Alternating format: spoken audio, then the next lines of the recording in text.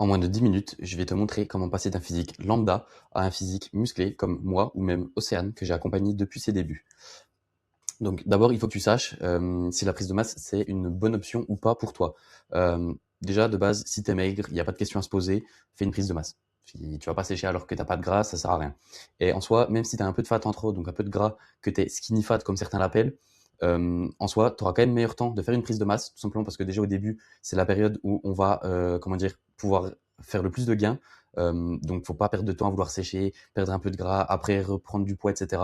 Tu vas te prendre trop la tête. Juste, tu appliques un léger surplus et tu te mets à, comment dire, dans le sens où tu vas commencer une nouvelle discipline. Potentiellement, tu vas passer de 0 entraînement par semaine à 4-5 séances. Donc en fait, simplement en appliquant un léger surplus et en réalisant ces séances, potentiellement, tu vas même brûler le gras que tu avais en fait en trop. C'est pour ça que même si tu es skinny fat, franchement, prise de masse, la seule raison pour laquelle tu dois à la limite commencer à tes débuts par une sèche, c'est si vraiment tu as trop de gras, que vraiment tu trouves que c'est beaucoup trop parce qu'en fin de compte, bah, si tu forcément tu vas accumuler un petit peu de gras avec la prise de masse. Donc si de base tu en as vraiment beaucoup trop, bah, tu vas vite être lassé en quelque sorte parce qu'en fait tu vas pas avoir de résultats. Qu'à la limite, si tu commences en étant en surpoids et que tu commences par une sèche de même 2-3 mois même pas, tu vas avoir des premiers résultats parce qu'en plus, ben, les résultats en perte de poids sont souvent plus rapides qu'en prise de poids. Donc forcément, tu vas être motivé et par la suite, tu pourras vite te remettre dans un processus de surplus pour cette fois-ci prendre du muscle. Voilà. Déjà, ça, c'est à savoir. Donc en gros, c'est simple. Si tu es maigre, prise de masse. Si tu es skinny fat avec pas trop de gras, prise de masse. Et vraiment, perte de poids à tes débuts, c'est vraiment si tu es en surpoids en quelque sorte. Ensuite, ce qu'il faut faire, c'est accepter la phase. Tout simplement parce qu'en fait, comme je l'ai dit, en prise de masse, forcément, tu vas appliquer un surplus, donc ton poids de corps risque de monter et c'est à ce moment-là que tu vas peut-être accumuler un petit peu de gras. Maintenant, ce qu'il faut faire attention avec ça, c'est que c'est pas dramatique d'accumuler du gras. Forcément, tu vas être un peu moins esthétique, enfin ton reflet dans le miroir va être un peu moins esthétique. Tu vas peut-être avoir un peu plus de mal à t'accepter du coup et c'est là-dessus qu'il faut faire un travail. Simplement, il faut se dire, bah, forcément, tu prends un petit peu de gras, donc tu vas être plus lourd, plus performant à la salle parce que tu seras plus stable et en soi, ce qu'on veut quand on est à la salle de sport, c'est être fort, être efficace. Donc en soi, tu te dis ça. Forcément, tu délaisses un petit peu l'aspect esthétique. Je veux pas dire qu'il faut que tu prennes 15 kilos de gras pendant ta prise de masse, loin de là, hein. Mais en gros, si tu acceptes un petit peu cette phase, tu vas pouvoir vraiment te focus à 100% sur tes entraînements, utiliser un maximum d'énergie et faire des séances hyper performantes où tu vas pouvoir construire un maximum de muscles en fin de compte. Voilà. Donc c'est pour ça, voilà, faut chercher vraiment la performance pour construire du muscle et ça implique forcément d'être un petit peu moins esthétique sur le court terme, évidemment. Ensuite, un point clairement clé, c'est la patience. Genre, c'est simple, si t'es pas patient, tu auras pas de résultat. Dis-toi, si là tu commences la musculation, mais que ton plus gros défaut, c'est l'impatience, ça va être très compliqué ou alors faut que tu fasses un travail là-dessus. Simplement parce que, comme je te l'ai dit, en prise de masse, tu vas prendre un petit peu de gras. Pourquoi? Parce que forcément, tu vas être en surplus, ton poids va monter, donc tu vas prendre du muscle et forcément accumuler un petit peu de gras. Maintenant, c'est pour ça qu'il y a des personnes, des fois, qui vont conseiller de prendre 3, 4, 5 kilos ou alors qui vont prendre 1 kilo par semaine et qui vont se dire qu'il n'y a aucun souci. Sauf que le problème, c'est que si tu prends 1 kilo par semaine, ça veut dire 4 kilos par mois. Donc déjà en 3 mois, tu es à 12 kilos.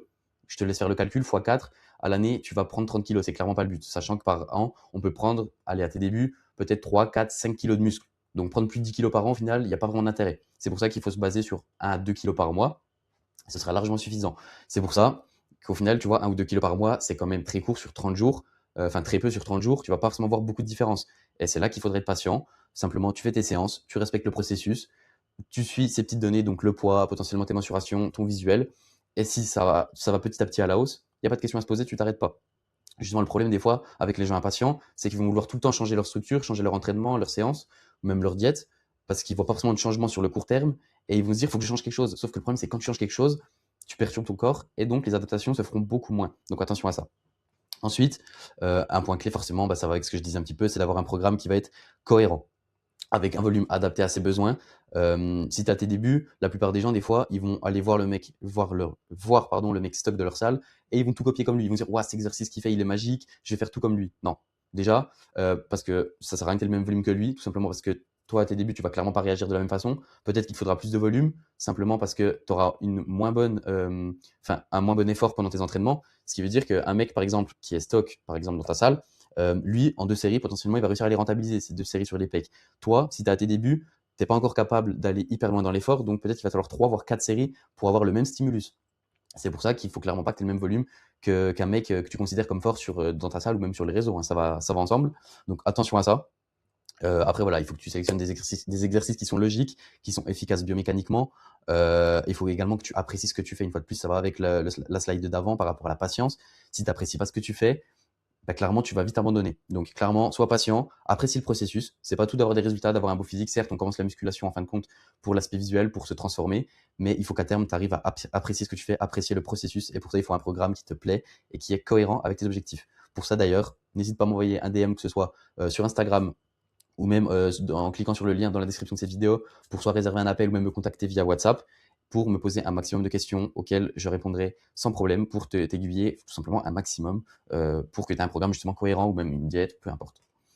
Ensuite, il faut clairement pas négliger la récupération. Certes, l'entraînement et la diète, c'est deux points hyper importants, mais si tu récupères pas, tu pourras pas appliquer ces deux-là. Si tu es fatigué la journée, tu vas mal t'entraîner, tu vas potentiellement faire plus de craquage parce que tu te sentiras forcément moins bien dans ta tête, tu vas être fatigué, épuisé. Parce qu'évidemment, la prise de masse comme la sèche, c'est des processus qui sont, mine de rien, assez fatigants. La sèche parce que ben, tu vas manger moins que ce que tu as besoin. Donc forcément, ton corps va devoir puiser et tu vas être fatigué. Et la prise de masse, simplement parce qu'au contraire, tu vas quand même fournir beaucoup d'efforts, tu vas beaucoup t'entraîner. Et donc forcément, il faut pas négliger la récupération. Pareil, quand je dis que tu vas beaucoup t'entraîner, faut faire attention à ça. C'est qu'il ne faut pas te dire, je suis en prise de masse, je mange beaucoup, je vais m'entraîner 7, 8, 9, 10 fois par semaine. Parce qu'en fin de compte, si tu n'as aucun jour de repos, tu vas juste déjà te lasser beaucoup plus vite. Parce qu'en fin de compte, des fois, vous allez vous en rendre compte, comment dire, si on s'entraîne tous les jours, en fait, ça va certes être un peu ancré dans notre mode de vie, mais des fois, le fait d'avoir un jour off, on va sentir un manque, et c'est ce manque qui va faire que les séances d'après, on va vouloir en donner encore plus. Et au final, c'est une bonne chose parce que les jours de repos, et évidemment, c'est à ce moment-là que tes muscles vont récupérer, vont se construire, etc. Donc attention à ça, vraiment il faut avoir un programme qui est bien structuré pour que chaque groupe musculaire puisse se reposer de 24 à 48 heures de préférence entre chaque sollicitation. Et puis voilà, tout simplement, et évidemment, ben, avoir un sommeil de qualité, ça, je vais pas dire que c'est primordial, hein, c'est vraiment logique. Ensuite, on va avoir l'intention. À chaque séance, c'est forcément un truc qui rejoint un petit peu, par exemple, quand j'ai parlé de ceux qui copiaient le programme des gens forts des réseaux ou de leur salle, simplement que quand tu vas à la salle, il faut avoir une grosse intention. Ces mecs-là qui s'entraînent depuis 2, 3, 4, 5, 6 ans, ils savent s'entraîner, ils savent pousser l'effort, et encore, hein, il y a des exceptions, mais ils savent emmener leur corps dans leur dernier retranchement en quelque sorte. C'est un peu cliché, mais c'est le but. Quand tu es à la salle, il faut donner de l'intensité. Il faut pas que tu sois là pour rien. Il faut vraiment que tu arrives, tu dises, OK, cette fois-ci, je fais mieux que la dernière fois. Un point, c'est tout. Sur chaque répétition, chaque série, chaque exercice, chaque séance doit être mieux que la précédente. Ça, c'est hyper important. Et tu vas voir que ça fera une grosse différence. Si tu arrives à la salle motivé, déterminé et que tu as tes objectifs en tête, tu vas pouvoir perf. Et c'est vraiment la clé pour progresser. Et ensuite, c'est un peu contradictoire avec ce que je viens de dire, mais c'est pas grave si des fois, tu es qu'à 50% de tes capacités. Clairement, il y a des gens qui vont avoir comment dire, un peu le cliché de dire si tu vas à la salle pour être à 50%, rentre chez toi. Ok, c'est pas faux, mais en fin de compte, réfléchis. Si tu vas à la salle, que tu fais que 50% de tes performances, ce sera toujours mieux que skip. 50%, c'est plus que 0%. Voilà, ça s'arrête là. Maintenant, et effectivement, le but, c'est même d'être à 110% à chaque séance. C'est de donner plus que la fois passée. Mais c'est pas grave, il peut y avoir des jours sans, des jours avec. C'est comme ça, c'est comme dans tout. Que la musculation, c'est comme ça peut se mettre en lien avec beaucoup, beaucoup de domaines, que ce soit professionnel ou personnel. Il va y avoir des jours, ou même des semaines, voire des mois où tout va se passer parfaitement bien. Et les moments où il va y avoir des petites périodes de bas comme ça, il faudra pas que tu t'apitoies sur ton sort. Il faudra que tu dises, OK, je l'accepte, c'est pas grave, je fais ce que je peux avec ce que j'ai. Et par la suite, tu feras que mieux, tout simplement. Donc voilà, on retient 50%, c'est mieux que 0%, mais le but, c'est clairement 110% à chaque séance. Tout simplement. Et donc voilà. Pour finir, j'espère que grâce à cette vidéo, tu sauras tout mettre en place pour exploser physiquement. Maintenant, s'il y a encore des choses qui te semblent pas claires par rapport à cette vidéo ou même par rapport à ta programmation, n'hésite pas une fois de plus à cliquer sur le lien comme tu peux le voir juste ici pour réserver un appel, ou même tu peux me contacter via WhatsApp ou même sur Instagram. Il n'y a aucun problème, je te répondrai très rapidement pour qu'on puisse tout simplement soit collaborer ensemble, soit que je puisse te donner un maximum d'indications pour que tu arrives toi tout seul. Donc voilà, en tout cas, je te remercie d'avoir visionné et de m'avoir écouté. Je te dis bah, à très vite si tu es intéressé par mes services. Et puis sinon, bah, je te souhaite une bonne continuation et surtout un bon courage pour ta transformation. À très vite.